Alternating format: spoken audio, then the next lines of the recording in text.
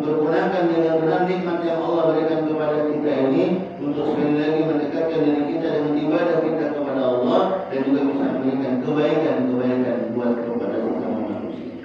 Kalau kita bisa seperti ini maka insya Allah janji Allah dikatakan dalam surat Ibrahim, A'udzubillahi minasyaitonir rajim, wa in ta'adzana rabbukum la in syakartum la azidannakum wa la in kafartum inna 'adzabi lasyadid. Dalam surat Ibrahim ini dikatakan dalam siapa yang bersyukur akan nikmatku, syukur dalam arti yang kami katakan di awal, alhamdulillah dengan lisan kita dan juga mampu mempergunakan nikmat ini untuk mendekatkan diri kepada Allah dan juga melakukan kebaikan-kebaikan. Maka Allah akan menambahkan nikmat yang lain kepada kita. Sebaliknya, ketika kita lalai dari nikmat Allah, tidak mempergunakan nikmat Allah yang dengan baik, inna 'adzabi lasyadid. Sesungguhnya azabku amat sangat pedih. Ketika kita lalai dari nikmat Allah, tidak menggunakan nikmat Allah sekali lagi dengan baik, Allah mengingatkan kita, hati-hati wahai manusia, hati-hati, jangan kau asyik dengan duniamu saja, jangan kau asyik dengan perbuatan lalaimu saja, karena semuanya nanti akan memberikan atau kembali kepada dirimu sendiri. Sebagaimana ayat yang kami bacakan di awal, "Faman ya'mal mithqala dzarratin khairan yarah, wa man ya'mal mithqala dzarratin syarran yarah."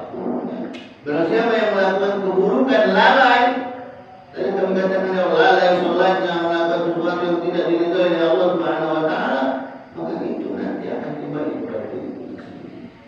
Kembali kepada diri kita sendiri. Dan akan menjadikan diri kita nanti menangis tatkala kita kembali kepada Allah Subhanahu wa taala, meratapi diri kita, menyesali diri kita. Baru ngomong sama Allah, ya Allah, aku tidak sanggup kalau kau masukkan diriku ini ke dalam neraka-Mu ini, ya Allah, tidak sanggup. Tidak sanggup. Maka oleh karena itu, ya Allah, kembalikan aku dulu, angkat aku dulu, jangan kau cabut nyawaku hari ini, karena aku masih banyak dosa, dan aku masih banyak bermaksiat kepadamu, ya Allah. Masih sedikit sekali amalan-amalan yang aku lakukan, ibadahku masih belum banyak, kebaikan-kebaikan aku belum banyak, masih belum memberikan kebaikan buat orang lain, masih sedikit, ya Allah. Kembalikan aku, jangan kau cabut nyawaku hari ini, ya Allah. Menyesali kita, meratap kita menghadap Allah Subhanahu wa taala. Meratap. Maka sudah tidak ada lagi kesempatan begitu. Tidak ada lagi kesempatan begitu. Walaupun kita nangis darah kalau bahasa gitu, nangis darah saking menyesalnya. Tidak ada kesempatan. Saat maut Allah mengutus malaikat Israilnya di hadapan kita, dalam kondisi apapun kita saat itu, maka kita akan dicabut nyawanya oleh Allah Subhanahu wa taala. Idza jaa ajaluhum la yastakhiruna sa'atan wa la yastaqdimun. Apabila datang ajal maut, Allah sudah mengutus malaikat di depan kita untuk mencabut nyawa kita. Maka saat itu kita pasti akan dipanggil oleh Allah Subhanahu wa taala. Itu tidak hanya usaha kita. Bagaimana kamu atau tuan ibu kemarin sudah banyak kau berikan belum infak maknanya, sudah bisa memberikan kebaikan kepada orang lain belum? Jangan. Kemarin ilmu yang didapat yang kau titipkan oleh Allah kepadamu, mana ilmu itu bisa memberikan kebaikan belum atau lain, bisa bermanfaat belum atau lain? Tidak ditanya. Ketika ajal datang malaikat Israil mengutus kepada kita, Allah mencabut kita. Kita hanya tinggal berkata, qalu inna lillahi wa inna ilaihi raji'un. Kita hanya tinggal bisa berkata, ya Allah, segalanya darimu, aku hidup di dunia ini karena-Mu menciptakan diriku ini. Kita akan kembali kepada-Mu. Kita hanya bisa berkata. Yang kita takutkan saat itu datang, kita masih banyak bermaksiat kepada Allah Subhanahu wa taala. Yang kita takutkan saat malaikat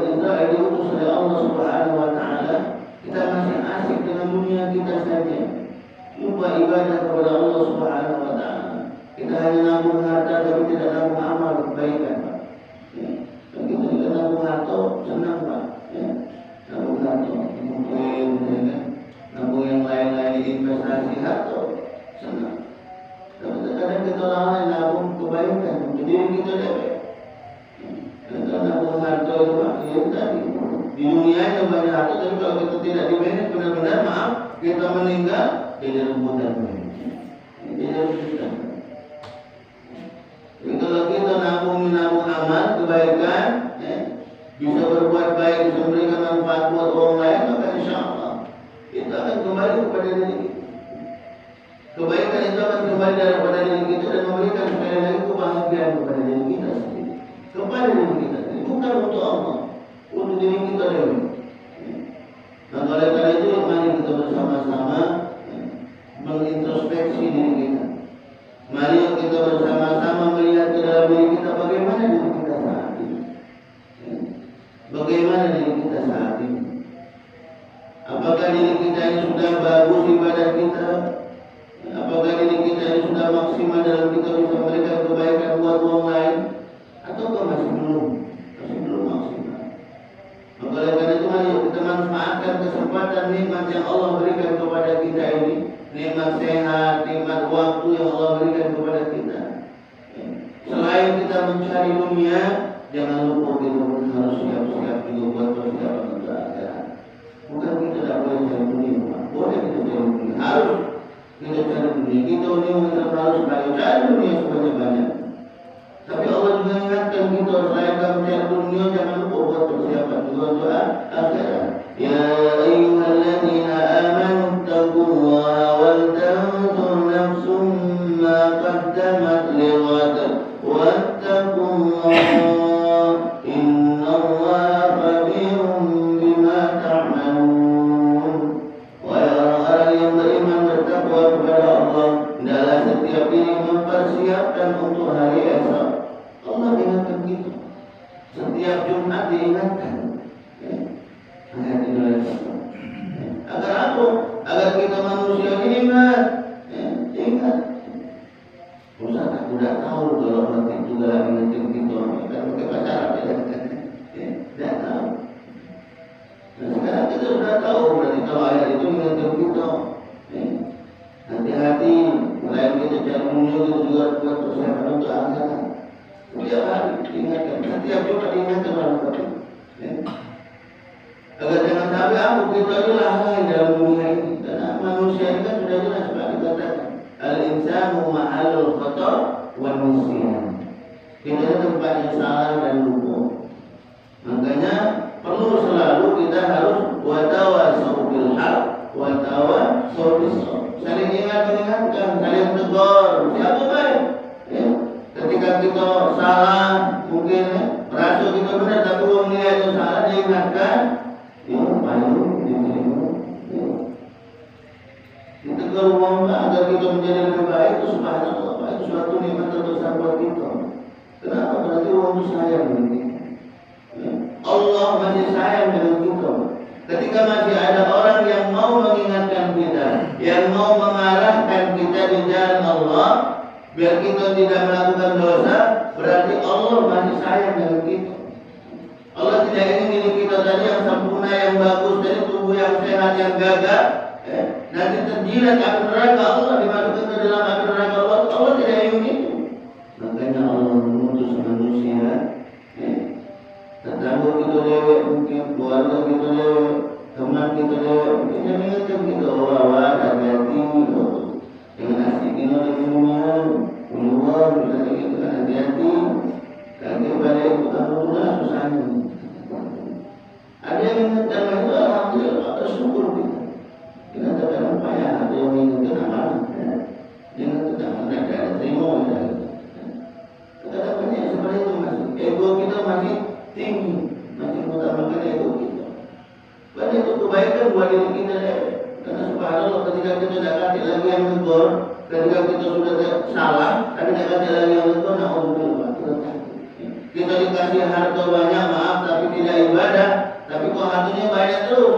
Ini yang main itu bukan jangan kita lagi belanja senangan ya, hati-hati. Kenapa? Karena bisa jadi Allah itu sudah tidak sayang lagi dengan kita.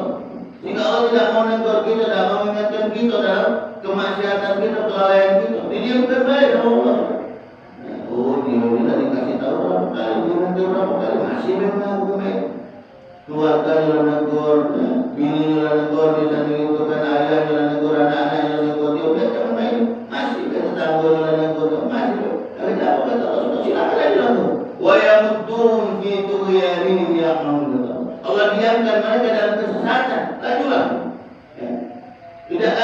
diingatkan, tidak lagi ditegur. Kalau dikasih tahu kamu bohong, tidak akan terima, tertolak hatinya. Kenapa? Karena hatinya ini sakit. Fi qulubihim marad. Hatinya itu ada penyakitnya. Fazadahumullahu marad. Hatinya bertambah sakit. Akhirnya dikunci hatinya, tidak mau lagi menerima kebaikan, tidak mau lagi menerima nasihat-nasihat orang lain. Kalau sudah seperti ini, ya Allah, saya tidak begitu takut gitu. Kenapa dia itu tadi? Karena akhir nanti kita tidak bisa menatap. Dan jangan sampai saat ini terjadi, kita masih dalam kondisi maksiat kepada Allah Subhanahu Wa Taala. Makanya kita perlu sekali lagi selalu berkumpul dalam majelis-majelis ilmu, atau mungkin majelis kumpulan yang biasa itu ya harus selalu saling tegur, saling nasihat, saling ingatkan. Saling ingatkan. Kenapa? Karena itu kebaikan buat diri kita. Mengingatkan diri kita yang mungkin kita ini banyak lalai, banyak lupa, yang merasa begitu. Atau kita bagus, atau mungkin kita bagus. Kita mungkin maaf dikasih kesusahan di dunia ini. Kita protes sama Allah. Ya Allah, aku yang susah yang itu, keluarga aku susah. Tapi ini ibadah sudah diminta. Mohon sama Allah. Yang lain itu tanggung sebelah ya Allah. Ibadah sholat jarang, sholat tidak pernah, berkumpul jarang dengan keluarga yang tanggung. Tapi hatinya banyak terus. Yang kita sudah protes. Jangan kita terlalu banyak protes kepada Allah. Kenapa? Karena itulah yang terbaik dari Allah buat kita. Jadi apapun yang Allah berikan kepada kita, walaupun kita rasa minta susah, tapi itulah yang terbaik dari Allah buat kita. Karena yang nak kita cari bukan baik di hadapan manusia. Memang kalau bisa bagus, kalau tidak di hadapan manusia bagus, di hadapan Allah juga bagus. Tapi kalau misalnya itu tidak kita dapatkan, kita dikasih sama Allah Subhanahu Wa Taala, maaf mungkin tidak baik menurut kita, tapi itulah yang terbaik dari Allah. Itu yang kami katakan bahwa yang nak kita cari kalau bisa baik di hadapan Allah. Karena kita ini nak kembali kepada Allah Subhanahu Wa Taala. Kita ini bakal kembali, dunia ini hanya la'ibun wa lahu. Hanya permainan biasa, permainan baik sandiwara.